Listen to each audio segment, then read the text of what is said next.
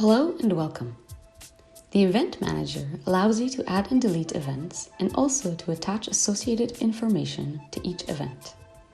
Events are probably the most important story elements, and there is generally more information about them than about the existence, like the objects, locations, or characters. Let's walk through the properties and relationships that make up the information about an event. To begin, we can add an event by clicking on the plus sign. For each event, we can add aliases, labels, descriptions, and notes, just like with the existence. The Details panel allows you to specify properties specific to an event. We can specify when an event occurs, and there are several ways to do this. We can state the event occurs on a specific date, or that it occurs any time between two dates without being any more specific, or that it spends exactly the time interval from a starting time until an ending time. Instead of putting in dates of an event, you can state how it relates temporarily to other events. You can do this by an event constraints. For example, you can state that this event happened an X amount of time before or after other events. This way, Granthika will be able to compute the event's date based on other events with known dates. We can also add participants in an event and a location in which the event takes place.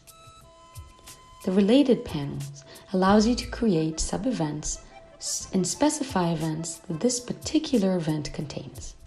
An example of a sub-event would be a battle within a context of a war.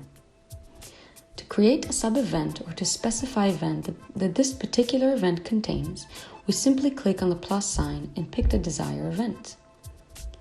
The Depiction tab shows all discourse elements that depicts this event, and Mentions tab lists all the references to the event from the manuscript. Now let's go over to the timeline. Events with known dates are automatically placed in the timeline. The timeline is a convenient way to visualize and navigate what happens in your story. By clicking on the minus or plus on the right-hand side, we can zoom in or out of time resolution. The search option on the top right-hand corner allows you to search for events based on keywords or relationships with other story elements. The filter option allows you to filter the complete set of events and only see those that match certain criteria.